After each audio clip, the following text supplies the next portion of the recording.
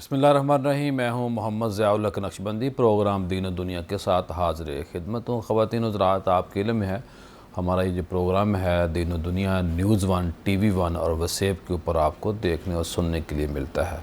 ख़वातीन हज़रात, अल्लाह के नबी सल्लल्लाहु अलैहि वसल्लम ने फरमाया था कि जो सेहतमंद बंदा है वो कमज़ोर बंदे से अच्छा है। यानी कि जानदार होना, सेहतमंद होना, ये सुन्नत भी है सेहत का ख्याल रखना। और जब दीन की बात करते हैं तो अल्लाह के नबी ने ख़ुद जंगें लड़ी, कुश्ती की, दौड़, और अल्लाह के नबी ने एक सहाबी अपनी जान के अंदर जान डाल रहे थे, वर्जिश कर रहे थे, तो सहाबा ने तनकीद की तो करीम आका ने फरमाया मेरे सहाबा नहीं, अगर इसकी सेहत अच्छी होगी, नहीं अगर दीन के लिए अपनी जान को बना रहा है, बचा रहा है, तो ये मुकद्दम है, आप लोगों से बेहतर है ये। और करीम आका सल्लल्लाहु अलैहि वसल्लम ने हमें खाना खाने का आदाब बताया, फिर हमें मिसवाक करने का, नाखन उतारने का, गुस्ल करने का, हर पहलू के हवाले से बताया। और रुकू, सजूद, जितनी भी हमारी इबादत हैं, जो दिन रात हम उठते बैठते हैं, घर में इन होने का तरीका बताया, घर से आउट होने का तरीका बताया। और सफाई निसफ़ ईमान इसलिए है कि उस दौर में जो यहूदी थे, ये आप जो घर की सफाई नहीं करते थे बल्कि सफाई करके साइड पे रख देते थे। तो करीम आका सल्लल्लाहु अलैहि वसल्लम अपने सहाबा को कहा है मेरे सहाबा इन जैसा नहीं बनना, सफाई निसफ़ ईमान है। और जब हम दीन की बात करते तो फिर हमें दीन के ऊपर कायम रहना चाहिए। तो इस्लाम हमें ये भी कहता है कि पूरे के पूरे दीन के अंदर दाखिल हो जाए। ऐसा नहीं हो सकता कि जो आपको पसंद आए वो आप ले लें, और जो माज़अल्लाह को मुश्किल आपको लगे तो आप कहें कि जी नहीं ये तो ऐसे मौलियों वाली बात है। एक हमारे सोसाइटी के अंदर एक जुमला बना हुआ था। असल में जब वेरी सॉरी किसी दीनी मामला से हम पीछे हटते हैं तो बुनियादी तौर से दीन से पीछे हटने की वजह है। और सियासी बात ना हो जाए तो अब देखिए पूरी दुनिया में मुसलमान ही सबसे ज़्यादा कमज़ोर हैं, क्योंकि मुत्तहिद नहीं है, शरीयत के ऊपर अमल नहीं कर रहे। तो ख़वातीन हज़रात, अल्लाह के नबी सल्लल्लाहु अलैहि वसल्लम हमें खाने का भी बताया कि खाना जो रोटी है वो जली हुई ना खाएं। खाने का ये भी तरीका बताया कि जब भूख अभी बाकी हो तो खाना खाना छोड़ दें। फिर बैठ के खाना खाने का तरीका बताया। फिर अल्लाह के नबी ने फरमाया कि खाना खाने के बाद चहलकदमी करो। पहले डॉक्टर नहीं मानते थे, आज डॉक्टर इस बात पे पहुंच चुके हैं कि जी चहलकदमी करनी चाहिए। अब 10 से 15 मिनट तक भी डॉक्टर कह रहे हैं कि खाना खाने के बाद चहलकदमी करनी चाहिए।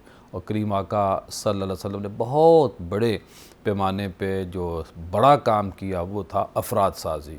आप देखिए कि एक से काफ़िला शुरू होता है, 3 तक पहुंचता है, वो 313, और फिर जब अल्लाह के नबी सल्लल्लाहु अलैहि वसल्लम की ज़ाहरी हयात ख़त्म होती है तो आप देखिए कि 1.5 लाख लोगों ने करीम आका सल्लल्लाहु अलैहि वसल्लम की ज़ियारत की। और ये वो लोग थे जो जिनको इतला मिली, जो 3 दिन में वहाँ करीम आका सल्लल्लाहु अलैहि वसल्लम की ज़ियारत करने के लिए पहुँच पाए।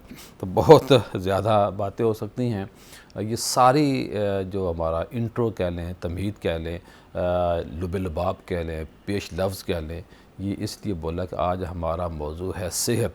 अल्लाह ताला का जो निज़ाम सेहत है, अगर हम उसको पकड़ेंगे तो क्या फ़ायदा होगा, जब हम उसको छोड़ेंगे तो क्या हमारा नुकसान होगा। मेरी बड़ी ही स्पेशल रिक्वेस्ट पे डॉक्टर जमील मेहरवी साहब तशरीफ़ लाए हैं, सोशल मीडिया पे छाए हुए हैं। और जिस तरह मैंने डॉक्टर साहब से बात कर रहा था प्रोग्राम शुरू होने से पहले कि जिस तरह डॉक्टर साहब आपका काम है उस तरह का हमारा प्रोग्राम है कि दीन और दुनिया के हमने दीन की बात भी करनी है और दुनिया की बात भी करनी है। इनका क्लिनिक है वाल्टन रोड, जो डिफेंस मोड लाहौर के अंदर जहाँ शुरू होता है, कोने पे इनका माशाल्लाह क्लिनिक है, हिकमत कुरान के नाम से। तो मैं प्रोग्राम के शुरू में कह रहा हूँ कि आप इनसे रजू कर सकते हैं।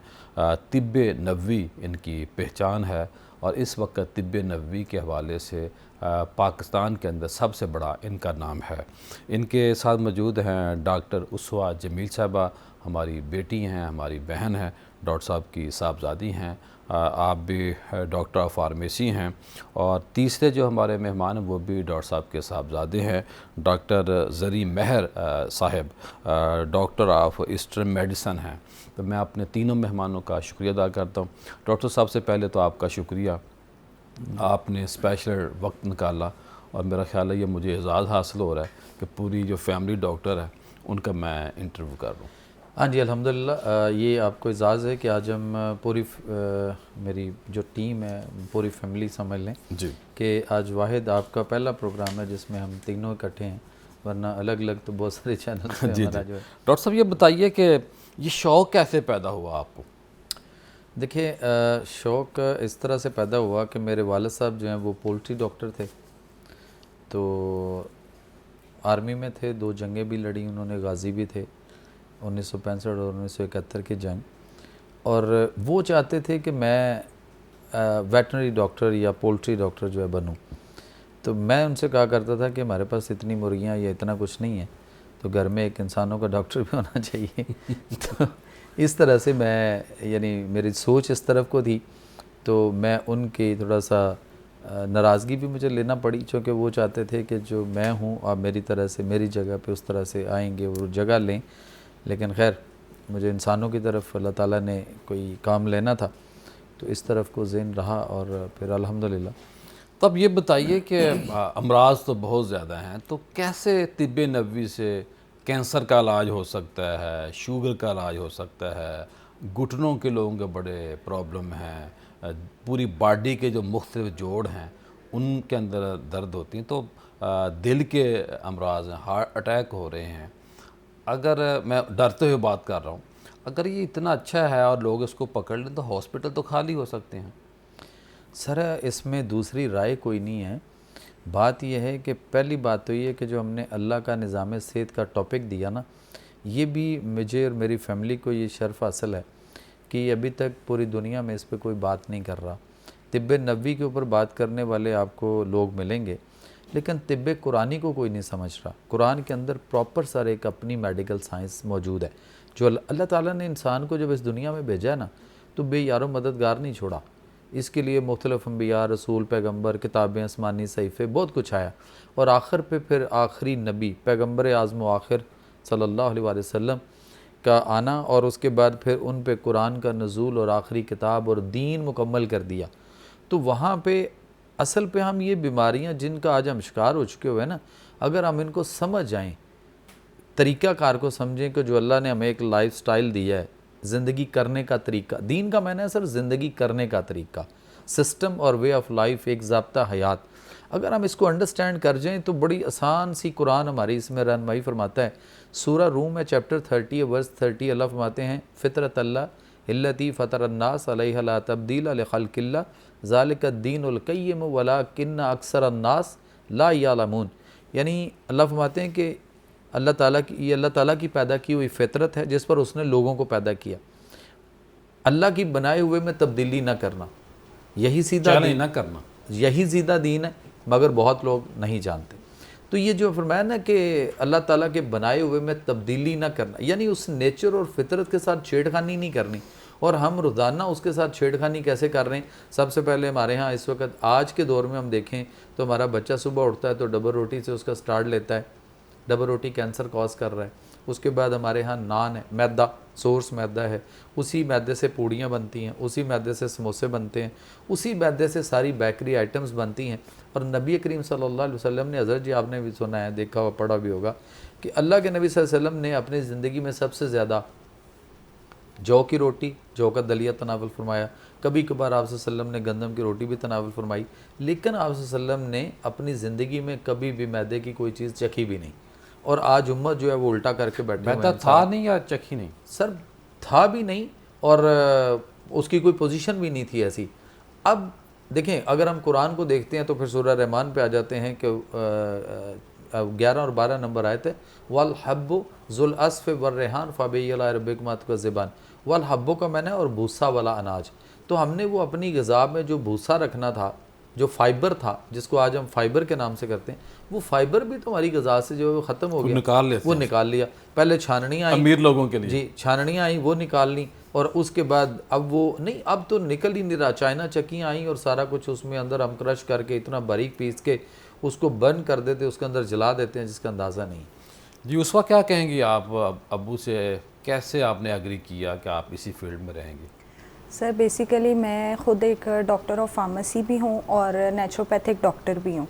मैंने बेसिकली सबसे पहले नेचुरोपैथिक की ही डिग्री ली थी, और क्योंकि मैंने ये देखा जब अपने बाबा को कि वो किस तरह से कुरान से और हमारे नबी हज़रत मोहम्मद सल्लल्लाहु अलैहि वसल्लम के तिब से इलाज कर रहे हैं, तो मैं उस चीज़ से बहुत ज़्यादा इंस्पायर हुई, क्योंकि उसके अंदर फिर दूसरी कोई शक की गुंजाइश नहीं रहती। अगर सारा साइंस हमारे कुरान में और हमारी सुन्नत में मौजूद है तो फिर हमें किसी और तरफ जाने की ज़रूरत नहीं है। लेकिन फिर मैंने डॉक्टर ऑफ फार्मेसी की डिग्री भी ली। तो आपकी क्लास फेलो आपको बातें नहीं करती माजूर के साथ? सर बहुत कुछ कि सुनने को आपने मिलता है। किस काम में चली गई, इसमें तो पैसा ही नहीं है, सर बहुत कुछ सुनने को भूखे मर मिलता है। जाओगे, पैसे नहीं आएंगे, कहाँ से कोठियाँ और बंगले खरीदेंगे, फार्म हाउस कैसे बनाएंगे? सर बहुत कुछ सुनने को मिलता है। यहाँ तक सुनने को मिलता है कि हम गलत तरीका इलाज कर रहे हैं, हम मरीज़ों की जान के साथ खेल रहे हैं, हम मरीज़ों के गुर्दे उड़ा रहे हैं। हकीम बैठ के दवाइयों में जो है स्टेरॉइड्स मिला रहे हैं, जबकि स्टेरॉइड्स तो खुद जो है डॉक्टर्स प्रिस्क्राइब कर रहे हैं और फार्मासिस्ट बना रहे हैं, हम तो नहीं डाल रहे। जी भाई, क्या कहेंगे आप? मैं भी अपने फादर से जो है वो इंस्पायर हुआ था बहुत ज़्यादा, क्योंकि मैंने भी जब देखा कि फितरत की तरफ को लेके जा रहे हैं मरीज़ों को और नेचुरल मेडिसिन से इलाज कर रहे हैं, जो कि कुरान में भी है, जो कि हुज़ूर पाक सल्लल्लाहु अलैहि वसल्लम का भी तिब नबी में भी है, तो मैंने भी उस चीज़ से इंस्पिरेशन लेके अपने फादर के काम को आगे लेके जाने का सोचा और इरादा बनाया था। डॉक्टर साहब, ये बताइए कि अब घुटनों का दर्द है तो इसको कैसे हम ठीक कर सकते हैं? अगर फैमिली प्रॉब्लम भी है, आवाज़ें आती हैं, मेडिसन जी वॉक नहीं करनी, घुटनों के दर्द को कैसे हम ख़त्म कर सकते हैं? देखिए कैसे नहीं कि वो जो हमारा जो आज बड़ा अहम मौजू है, क्योंकि डॉक्टर होगा तो वो तो कहेगा कि भाई सजदा नहीं करना, आपने फ़र्श पे नमाज नहीं पढ़नी। आप कैसे सपोर्ट करते हैं कि आप भी मुखालफत करते हैं कि जिसके घुटनों में दर्द है वो कुर्सी पे नमाज पढ़े?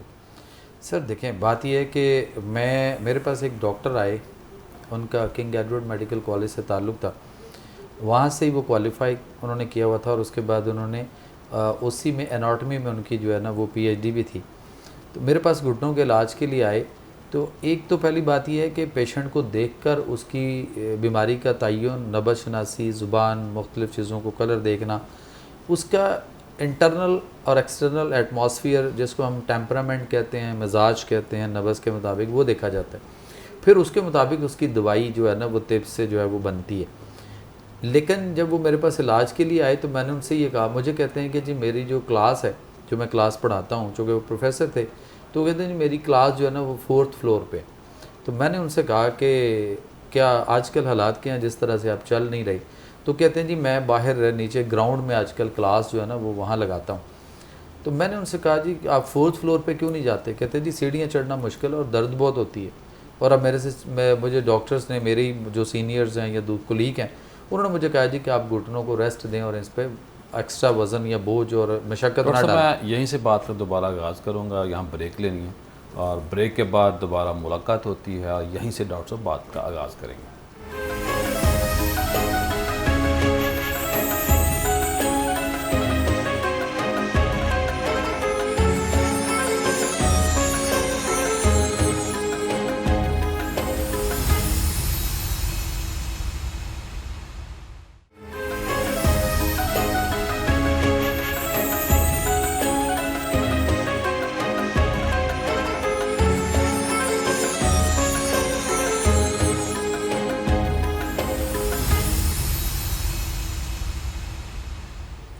ब्रेक के बाद खुश आमदीद ख़वातीन हज़रात। आज हम अल्लाह पाक का जो निज़ाम सेहत का एक कंट्रोल सिस्टम है, जो अल्लाह पाक ने एक ख़ुद निज़ाम डेवलप किया और हमें बताया, समझाया, कहीं अहादीस की रोशनी में, कुरान की रोशनी में, और कई ऐसे हमारे जो सादा बुज़ुर्ग थे वो छोटी छोटी बातें हमें इस तरह गाइड करते थे कि बंदा कहता था जैसे हेल्दी है या चोट लगती थी तो कहते थे कि दूध में देसी घी डाल के इनको पिला दो, या कोई चोट लगी है तो उसके ऊपर गर्म रुई वगैरह रख के नमक पानी में लगा के तो वो उस करो।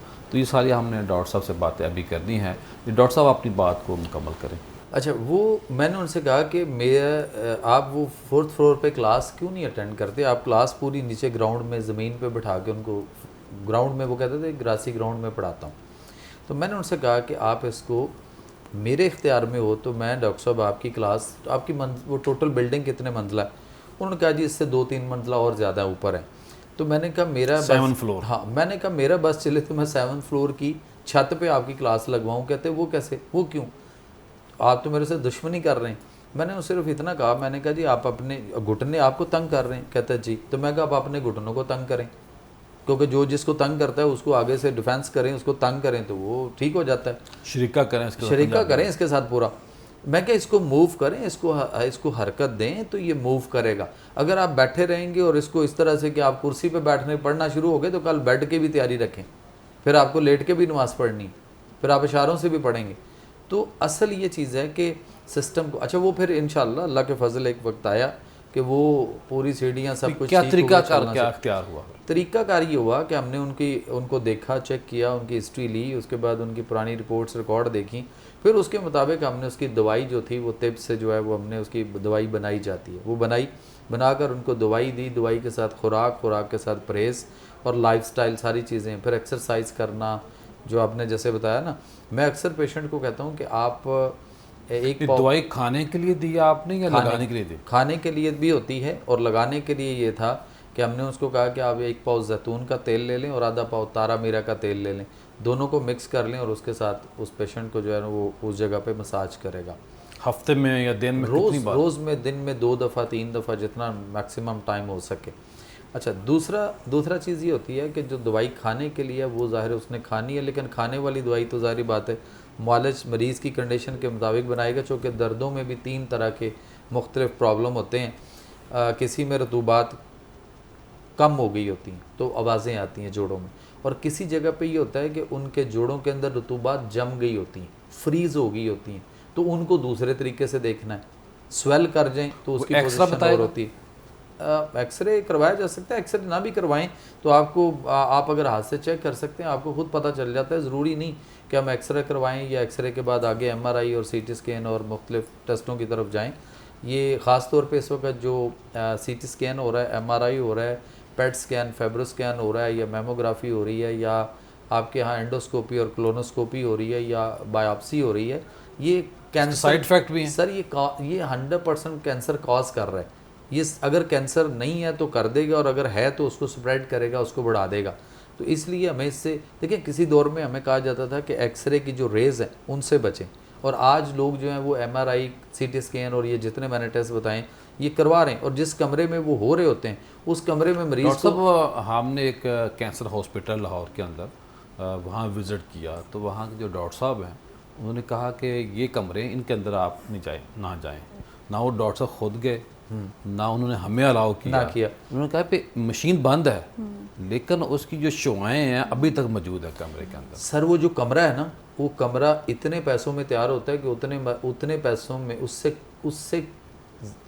कई करोड़ का उन्होंने बताया। हाँ कि जी, मशीन इतनी क्या आई, मशीन भी आई, और उसके बाद जो कमरा तैयार हुआ वो कमरे के ऊपर इतनी लागत आती है, उस लागत से कई गुना सस्ता जो है आपका 10 मरले का घर पूरा जो है वो 3 मंजिला तैयार हो सकता है, जितना उस पर कमरे पे कॉस्ट आती है उस पर।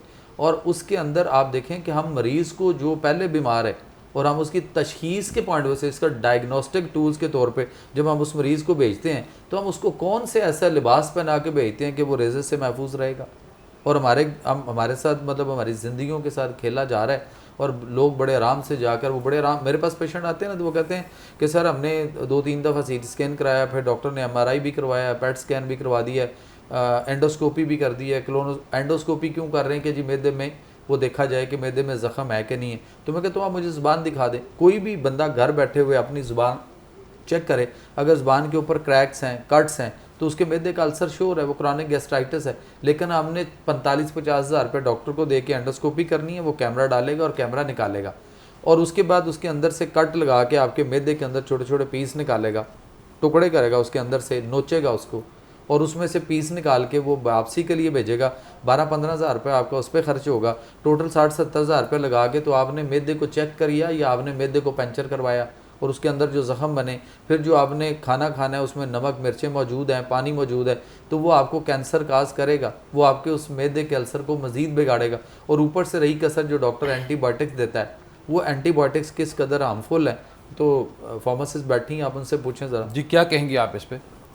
सर अगर पेशेंट को ऑलरेडी जो है वो मैदे का मसला है, उसको अल्सर है या उसको एच पेलोरी है, एच पेलोरी क्या है, बैक्टीरिया कॉज कर रहा है, हेलिकोबैक्टर पाइलोरी, ठीक है, तो ये बैक्टीरिया कॉज कर रहा है। अब डॉक्टर क्या कहता है कि अगर बैक्टीरिया एक चीज़ को कोस कर रहा है तो उसको किल भी हम जो है एंटीबायोटिक से करेंगे, लेकिन उसको ये नहीं पता कि वो एंटीबायोटिक जाके उसको मज़ीद इरिटेट कर रहा है। उस स्टमक को जिसमें ऑलरेडी अल्सर हो गया है, उसके अंदर सुराख हो चुके हैं, वो जब जाके उसके ऊपर असर करेगी तो वो एसिडिटी बढ़ा देगी, जो उसके अंदर ताफुन है, कीड़े पैदा हो रहे हैं, वो मज़ीद इरिटेट होंगे, वो आपके ही मैदे को नोचने खाने लग जाएंगे, जो उसकी प्रोटीन है उसको मज़ीद इनगल्फ करने लग जाएंगे और पेशेंट के ऊपर डिप्रेशन, एंजाइटी जैसे जो है वो इफ़ेक्ट्स कॉज करेंगे। पेशेंट मेंटल हॉस्पिटल तक पहुंच जाता है। स्टार्ट कहाँ से होता है? एंटीबायोटिक से। और सर मुझे हैरत होती है, प्रिस्क्रिप्शन जब हमारे सामने आती है और हम उसको रिव्यू करते हैं तो सर एक एंटीबायोटिक नहीं, 3-3, 4-4 एंटीबायोटिक्स दी होती हैं और पेशेंट को एसिडिटी फील ना हो उसके लिए उसको साथ में एंटासिड्स या पीपीआईज दे दी जाती हैं ताकि उसे एसिड रिफ्लक्स ना हो और वो आके ये शिकायत ना करे कि मुझे तो बदहज़मी हो रही है। उसके साथ उसको विटामिन दे दिए जाते हैं कि अगर आपको कमज़ोरी हो तो आप ये खा लें। सर एक ट्रीटमेंट में 8 से 10 गोलियां उसको डाल दी जाती हैं। हाँ मतलब 20-20 गोलियां देखी लोग खा रहे हैं। सर ऐसे ही हैं, खौफ आता है जी, और मैं तो तौबा करता हूँ। अभी कल मैंने एक केस देखा है कि वो लाहौर में एक बड़ा मारूफ हॉस्पिटल बना है और वो 35 अरब रुपया उस हॉस्पिटल पे लगे और वहाँ से उसमें केस 35 खरब इकट्ठा करना। अच्छा, वो 35 अरब का अस्पताल बना और उसके अंदर एक डॉक्टर साहब बैठे, मेरे पास प्रेस्क्रिप्शन मौजूद है, डॉक्टर का नाम नहीं लेते हम, लेकिन मेरे पास उसका वो प्रेस्क्रिप्शन मौजूद है। उस डॉक्टर ने लिवर का पेशेंट है, लिवर उसका डैमेज हो चुका हुआ है, लिवर स्लाइसिस करके इस कदर सुकड़ गया हुआ है और कैंसर पे केस है, उन्होंने डायग्नोज भी किया है कि कैंसर है, उसके बावजूद वो डॉक्टर साहब उस पेशेंट को 2 गोलियां पैनाडोल सुबह, 2 गोलियां पैनाडोल दोपहर को, 2 गोलियां शाम को खिला रहा है, उसको लिखी हुई हैं उसके ऊपर। तो डॉक्टर साहब आप बताएंगी बेहतर इसमें कि वो क्या खिलाई जा सकती थी? सर हमारे पास जो पेशेंट आया उसको ऑलरेडी जो है लिवर का क्रॉनिक स्टेज पे था, ठीक है, उसका लिवर बुरी तरह से डैमेज है। पेशेंट जो डॉक्टर है वो उसे ट्रांसप्लांट की तरफ लेके जा रहा है। अगर उसे ट्रांसप्लांट की तरफ लेके जा रहा है तो उसे पैरासीटामोल क्यों दे रहा है? पैरासीटामोल तो एक आम इंसान खाए 1 गोली दिन में तो उसके लिवर पे इतना इफेक्ट आता है, अगर वो दूसरी दफ़ा भी उसी दिन जुमले में बोल खाए। रही हैं आप, ये तो बड़ा ख़तरनाक है, ये तो इस मुआशरे में बात ये करना। सर देखिए Panadol was ban sir in Pakistan last 7 year, 7 साल हो गए में पैनाडोल बैन हो चुकी हुई। ये प्रूव है कि ये साइड इफेक्ट है इसके अंदर, इसको मरीज को नहीं दे सकते। लिवर काज कर रहा है ये, और आपका जो ब्रूफेन है वो आपका किडनी और इन दोनों चीज़ों को, ये दोनों मिलकर 20 लाख पाकिस्तानी गुर्दे 1 साल में ख़राब हो रहे हैं और जो लिवर फेलियर हो रहा है, जो लिवर अटैक्स हो रहा है, वो इससे अलग है। ये डॉक्टर साहब आप क्या ऐड करेंगे? एलोपैथिक और नेचुरोपैथिक मेडिसिन का एक जनरल सा डिफरेंस मैं आपको ये बता देता हूँ कि एलोपैथिक मेडिसिन में हम बेसिकली ना आर्जी इलाज भी कह सकते हैं इसको आप कंजर्वेटिव मैनेजमेंट भी कह सकते हैं। तो जैसा कि इन्होंने बताया, डॉक्टर साहब ने और डॉक्टर साहिबा ने बताया कि साइड इफ़ेक्ट्स भी हैं इन मेडिसिन के जो कि बहुत ज़्यादा हैं। और प्रोफेशनल आप हो गए हैं, ये नहीं कहा कि अब्बू ने और बहन ने। तो उसमें बेसिकली ये है कि देखें, हमारे पास एक फ़ीवर का भी पेशेंट है, किसी को बुखार भी है, तो उसको भी वो पैनाडोल लिख के दे देंगे, ब्रूफन लिख के दे देंगे, तो उसकी वजह से क्या हो रहा है, उसके गुर्दों पे भी इफेक्ट आ रहा है, उसके बाद उसका मैदे का मसले भी हो रहे हैं। तो उसके बाद डॉक्टर साहब जो है वो कह देते होते हैं कि जी हकीमों से मेडिसिन ले रहे हैं, या ये जाके जो है वो किसी भी होम्योपैथिक से या हकीम से मतलब जिसके पास कोई इल्म नहीं है या जिसको पता नहीं दवाई देनी नहीं आती है, हालांकि स्टीरॉइड्स वो दे रहे हैं, गुर्दे वो फेल करा रहे हैं, मैदों के मसले वो निकाल रहे हैं, तो वो तो मसला वो बिगाड़े हैं ना। और दूसरी तरफ नेचुरल मेडिसिन की तरफ अगर देखा जाए तो ये तो सारी हर्बल बेस्ड फॉर्मुलेशंस हैं, तो इसके पोटेंशियल साइड इफ़ेक्ट्स ऐसे नहीं हैं। हाँ, कभी कभी ऐसा होता है कि घबराहट पेशेंट कहता होता है, क्योंकि कुछ दवाइयों का ना टेम्परामेंट ऐसा होता है, लेकिन वो भी तबीब को पता होना चाहिए कि मैंने उसकी डोजेज कितनी देनी है और मैंने किस तरह से किस पेशेंट को किस टाइम देना है। और उसके साथ साथ 3 चीज़ें और होती हैं जिसमें सबसे पहले इलाज बिल दवाएं, ठीक है, उससे पहले हम करते हैं इलाज बिल क़ज़ा और इलाज बिल तदबीर, यानी कि हमने पेशेंट को बताना है कि आपने किस टाइम क्या खाना है, ठीक है, और कितना खाना है। जैसे कि हदीस में भी है कि मोमिन खाने के जो है वो पर उस टाइम बैठता है जब उसको शदीद भूख लगी, और उस टाइम खाने से हाथ रोक लेता है जब अभी भूख बाकी होती है।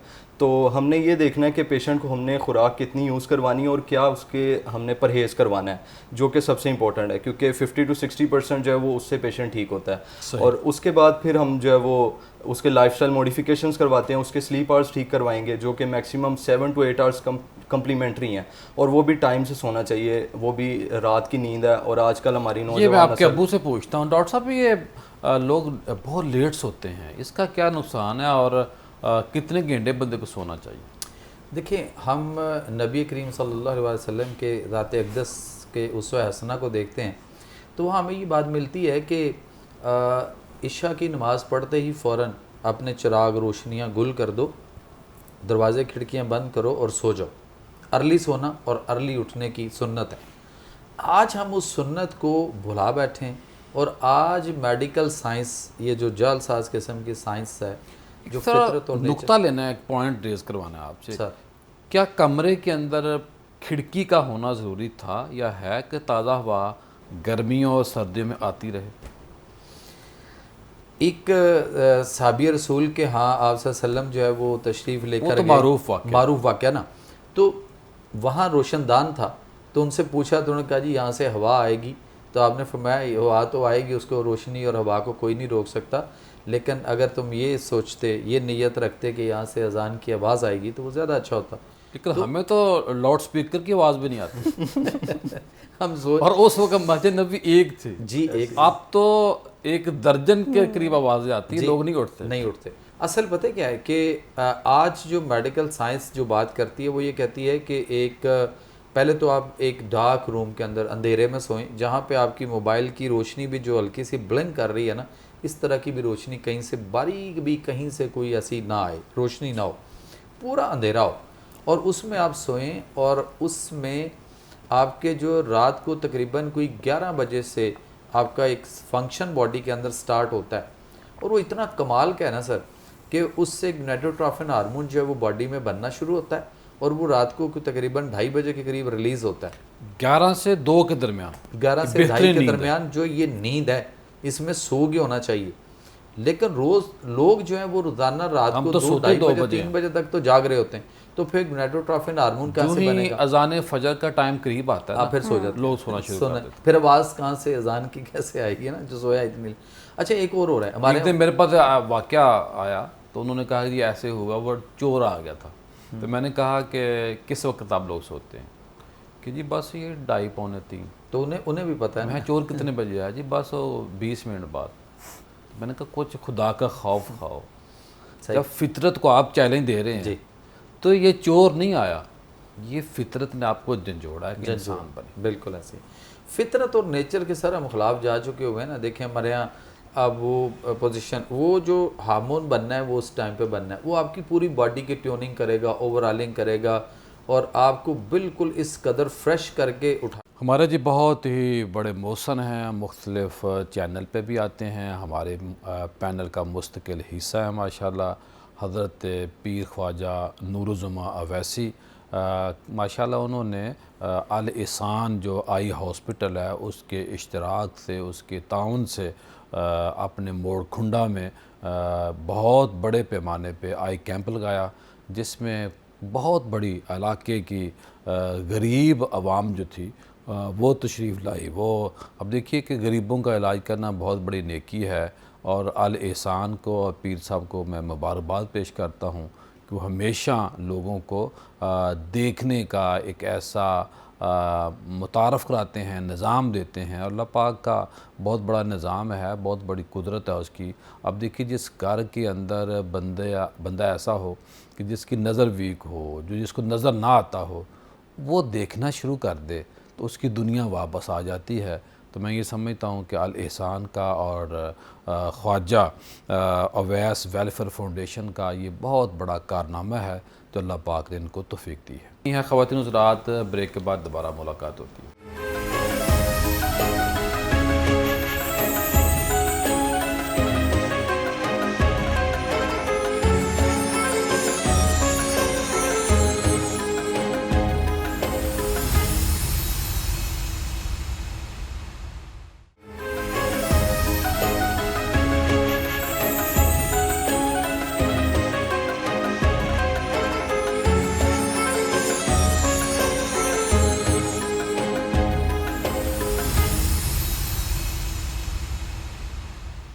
ब्रेक के बाद खुश आमदी ख़वातीन हज़रात, आज हमारी बड़ी खुशबख्ती है कि फ़ितरत से हम आपको जोड़ने की कोशिश कर रहे हैं। डॉक्टर साहब मौजूद है। डॉक्टर साहब ये बताइए कि एक घुटनों का मरीज़ है, फैमिली प्रॉब्लम भी है, तो क्या उसको नमाज़ पढ़नी चाहिए ज़मीन के ऊपर, यानी कि रुकू और सजूद और अत्ताहियात में बैठना? देखें सर, पहली बात तो ये है कि अगर हम नमाज को बाकायदगी से पढ़ रहे होते ना, तो फिर शायद ये प्रॉब्लम ही ना होती। जो कायम करते हमने कायम नहीं किया। जब कभी कोई मूड बना पढ़ लिया या उसको देख लिया उस तरह से, और उसमें भी हमने आसानियाँ बना दी, शॉर्टकट कर लिया, नमाज को थोड़ा कर लिया, थोड़ा पढ़ा, छोड़ दिया बाकी को। तो अगर हम काश इसको कायम रखते, नमाज जो है इसकी मुख्तलिफ़ हालतें, अगर हम इस पर अमल कर रहे होते तो यकीन करें कि जब हम रुकू में जाते हैं तो इन हाथों से ऐसी रेजेस निकलती हैं जो हमारे नर्वस सिस्टम से, मोटर न्यूरॉन सेल से आ रही हैं, और वो रेजेस निकलती हैं जब हम रुकू पे जाके इन घुटनों पे हाथ रखते हैं ना, तो वो रेजेस इन घुटनों पे जब वर्क करती हैं तो ये घुटना कभी ख़राब नहीं होगा। उसके बाद अत्ताहियात की जिस पोजीशन में हम बैठते हैं, कभी वो जो हमारे यहाँ शैटिक का पेन है, जिसको हम लंगड़ी का दर्द, या आजकल जिसको L4, L5, S1 कमर के मोरों की बात की जा रही है, ये कभी भी ना होती, और जिस अंदाज में उसको बैठने को कहा गया। अब ये बताइए टू द पॉइंट के रुकू और सजूद और अत्ताहियात में बैठना बहुत अच्छा है, करना चाहिए सर। क्योंकि डॉक्टर मना करे तो फिर डॉक्टर मना करते हैं तो फिर देख लें लोग आहिस्ता आहिस्ता और बैठ के आ रहे हैं। अगर जोड़ों का दर्द वाक़तन उसको है तो सर वाक़तन है तो वो अपना इलाज कराए ना। वो पेन किलर जो खा रहा है, वो दर्द की दवाइयाँ उसके मैदे, गुर्दे, जिगर को तो ख़राब कर ही रही। इलाज करवाया, लेकिन सजदा ना छोड़े। हाँ, वो तो रखना है। और ये जो जोड़ों के अंदर रतूबात है ना, पेन किलर से वो सारी बर्न हो रही हैं। मैं यहाँ पे आपको तिब्बे नबी से एक चीज़ देता चलूँ कि ये जो लोग पेन किलर खाते हैं, पेन किलर से जान छूट सकती है कि ये एक चम्मच हल्दी और 1 चम्मच साबुत सूखा धनिया साबुत लें, उसको 1 चम्मच को ऐसे मसलें और 1.5 गिलास पानी में डाल दें, और उसी में 1 चम्मच हल्दी का डाल दें और उसको बॉयल करते रहें। जब वो 1.5 गिलास पकते हुए 1 गिलास पानी रह जाए, उसे नीचे उतार के छान लें। अगर शहद है तो वो डाल लें बाद में, नहीं हो तो फिर आप गुड़ या शक्कर डालना है तो वो आप जब बना रहे हो कावा तो गुड़ या शक्कर उसमें वहाँ डाल दें। डॉक्टर साहब, ग्रीन टी, कॉफ़ी या चाय, तीनों में कौन सी चीज़ अच्छी? कुछ भी नहीं, तीनों में कुछ भी नहीं। क्या करें फिर? देखें, आइसक्रीम ले लिया करें। नहीं, आइसक्रीम तो और काम खराब करेगी। आइसक्रीम कोई नहीं है, जितनी आइसक्रीम है सारे के सारे मुख्तलिफ फलों और सब्जियों के एक्सट्रैक्ट हैं जो कि हमारे लिए हार्मफुल हैं, लेकिन वो उन्हीं को जमा कर हमें आइसक्रीम पेश की क्या जाती है। खाएं कॉफ़ी की जगह पे, क्या लें? सर बेहतरीन अच्छा जो है ना वो ये है जो कि आप अदरक, ज़ीरा और पुदीना 3 चीज़ों का कावा लें, बहुत अच्छा है हमारी सेहत के लिए। अदरक, ज़ीरा और पुदीना। और अगर गर्मियों में आप किसी की तरफ जाएं तो, या कोई आपके घर में मेहमान आए, तो अल्लाह के नबी सल्लल्लाहु अलैहि वसल्लम की सुन्नत को आगे बढ़ाते हुए हम ये करते हैं कि एक छोटे साइज़ का कद्दू लिया जाए, घिया कद्दू, और उसमें 1 गिलास दूध में डाल के उसको शेक करके आप उसको कद्दू का मिल्क शेक पिलाएं। उसको बताएं नहीं कि किस चीज़ का है, यकीन करें वो पिएगा, बार बार मांगेगा, वो कहेगा दिल मांगे मोर, और उसको इतनी वो मुफर्रा है आपके दिल के लिए, आपके उसके लिए। डॉक्टर साहब, ये जो दिल की अमराज है जी, इनका कैसे हल आपके पास है? अल्लाह के नबी सल्लल्लाहु अलैहि वसल्लम ने, आप देख लीजिए कि हज़रत साद बिन नबी वकास का इलाज कैसे किया था। तो उसके बाद हज़रत साद बिन नबी वकास को दोबारा हार्ट की कभी कोई तकलीफ़ नहीं हुई, लेकिन उसकी जगह पे आज हम जो है ना वो मशीनरी की तरफ चले गए हुए कि स्टेंट लाजमी डालना है, बाईपास लाजमी करना है, सर्जरी करनी है, छेड़खानी करनी है, फितरत और नेचर के साथ खेलना है, और फिर उसके बाद उसके लिए दवाइयाँ कब तक खानी है? फिर जब तक आप जिंदा हैं।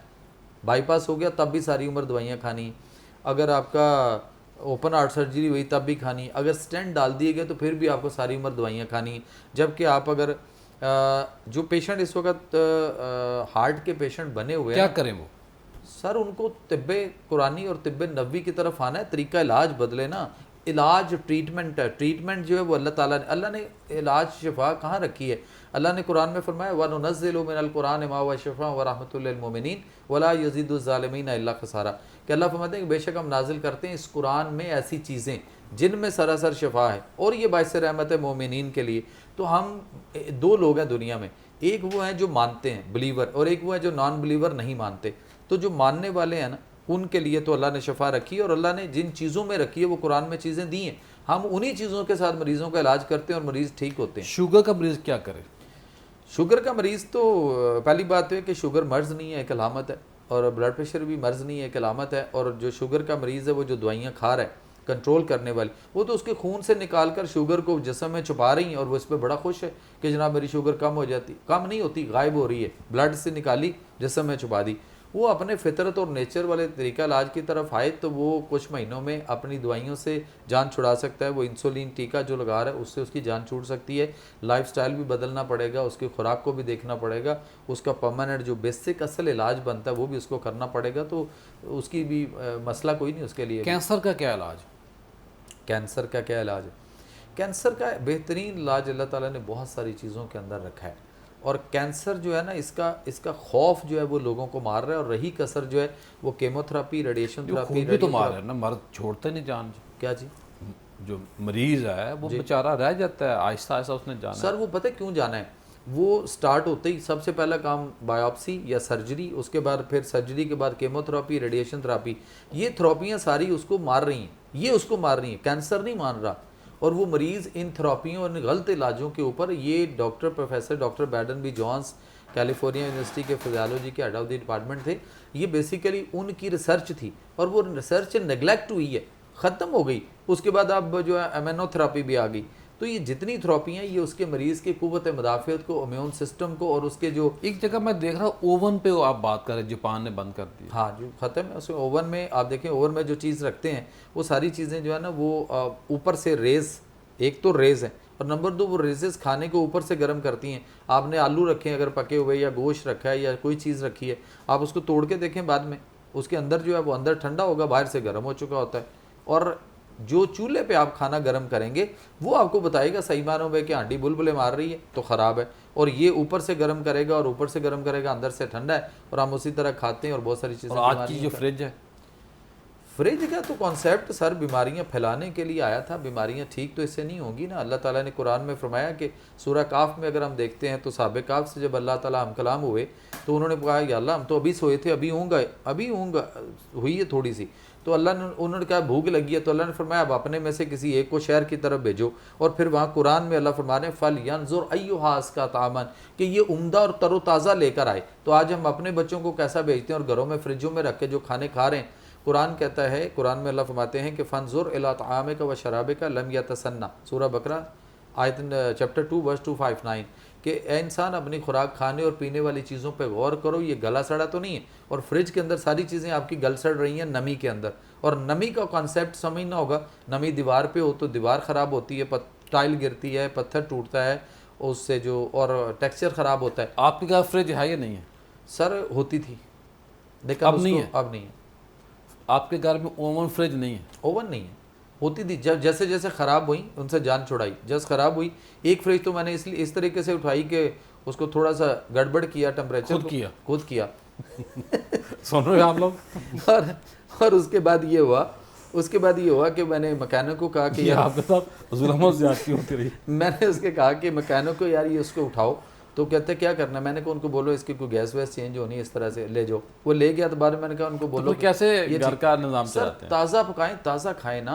हमारी माएँ क्या करती थी, हमारी माँ क्या करती थी, ताज़ा पकाती थी, ताज़ा खाती थी। खाना बचता था शाम को, रात को जब शाम होती मैंने घर डॉट से चेक करना क्या आपका ओवन है या फ्रिज है या नहीं? आज मोस्ट वेलकम, जब मर्जी आपको दावत पे बुलाएं। इंटरव्यू तो आपके बहुत ज़्यादा, लेकिन आपको मौलवी प्लस साहब ही नहीं टकरा होगा। Most welcome sir. डॉक्टर साहब बहुत शुक्रिया, बड़ी मेहरबानी, अल्लाह आपको सलामत रखे। ख़वातीन हज़रात, आपके इल्म में है जो हमारा जुमा गुज़रा और हमने ये तय किया है कि जुमे का जो प्रोग्राम जुमा करीम हुआ करेगा। तो पिछला जो हमारा लास्ट जुमा गुज़रा है, हमारा मौजू था पानी की अहमियत। जो सैलाब आ रहे हैं, जो ज़्यादा बारिशें हो रही हैं, इसका नुकसान क्या है। पानी अल्लाह की बहुत बड़ी नेमत है, हम में नशुक्रपन का क्यों शिकार हुए हैं। तो मुल्क भर की बड़ी बड़ी मसाजिद में माशाल्लाह जुमा पढ़ाया गया, जिसमें हज़रत अल्लामा मुफ्ती मोहम्मद नईम जद नूरी साहब हैं। उन्होंने अपनी मस्जिद जो उनकी है जामिया मस्जिद फैज़ान रसूल शाम नगर चुबुर्जी लाहौर के अंदर, वहाँ माशाल्लाह उन्होंने जुमा पढ़ाया, जिसमें बहुत बड़ी तादाद हमेशा की तरह लोग जुमा पढ़ने आते हैं। प्रोफेसर मुफ्ती मियाँ फ़ारूक अहमद साहब ने जामिया मस्जिद गौसिया ईदगाह गाज़ी आबाद कैंट के अंदर माशाल्लाह नमाज जुमा में इस मौजू के ऊपर बात की। इसके अलावा हज़रत मौलाना कारी मोहम्मद अब्दुल्ला साकिब कादरी साहब ने जो जामिया मस्जिद नूर है हैदर रोड इस्लामपुरा लाहौर, वहाँ जुमा इस मौजू के ऊपर पढ़ाया। हज़रत मुफ्ती पीर असगर दुरानी साहब ने इसी मौजू के ऊपर जुमा पढ़ाया बहुत बड़ी मस्जिद दाता हजूर के पास। और इसी तरह मुफ्ती शाहद महमूद मदनी साहब हैं जामिया मस्जिद रहमतुल आलमीन के ब्लाक सब्ज़ाज़ार लाहौर के अंदर माशाल्लाह इन्होंने जुमा पढ़ाया। हज़रत मुफ्ती कैसर शहज़ाद नईमी साहब जामिया मस्जिद ज़हरा हमीद उन्होंने माशाल्लाह जुमा पढ़ाया इसी मौजू के ऊपर। और इसके अलावा माशाल्लाह हमारे बहुत ही अच्छे दोस्त मेहरबान हैं। मानी शरीफ जो जंग के अंदर दरगाह है खानका है वहाँ माशाल्लाह सुलेमान कमर कादरी साहब उन्होंने इसी मौजू के ऊपर जुमा पढ़ाया। और इसके अलावा बहुत बड़ी तादाद में इसी मौजू को लेकर जुमा पढ़ाया गया इंशाअल्लाह। तो नेक्स्ट भी जो जो ख़तीब हज़रात इस मौजू पर जुमा पढ़ाया करेंगे हम आपको आगाही देते रहेंगे। ये बहुत बड़ा काम है लोगों को फितरत के साथ जोड़ना। पूरी दुनिया अब बैक आ रही है, लोग अपने लिबास को सादा कर रहे हैं, लोग अपनी खुराक को सादा कर रहे हैं, लोग कह रहे हैं कि नेचर जो है ना फितरत जो उससे जुड़ना चाहिए। ख़वातीन हज़रात जितना हम सादा खाएंगे, जितना हम सादा पहनेंगे, जितनी सादा ज़िंदगी हमारी होगी उसमें ज़्यादा बरकत है, आसानी है। और हमने तो जो करना था कर लिया। खुदारा आप जब सो रहे हों और कहेंगे बच्चे मेरे उठे नहीं हैं तो ये ऐसा नहीं हो सकता। आप सो रहे हों और कहें जी मेरी बेगम ने नमाज़ नहीं पढ़ी, या माँ सो रही है वो कहे जी मेरे बच्चे बड़े नालायक हैं, बड़ा तंग करते हैं, मेरा सर खाते हैं, ऐसा नहीं हो सकता। जब आप ख़ुद फितरत को चैलेंज करें और ख़ुद कहें कि जी मैं फितरत के मुताबिक खुश रहूँ, ऐसा नहीं हो सकता। आइए अहद करें कि अल्लाह के नबी सल्लल्लाहु अलैहि वसल्लम के दिए हुए दीन के साथ जुड़ जाए, कुरान से जुड़ जाए, तो हमारी इंशाअल्लाह कामयाबी होगी। कल दोबारा मुलाकात होगी। अस्सलाम वालेकुम।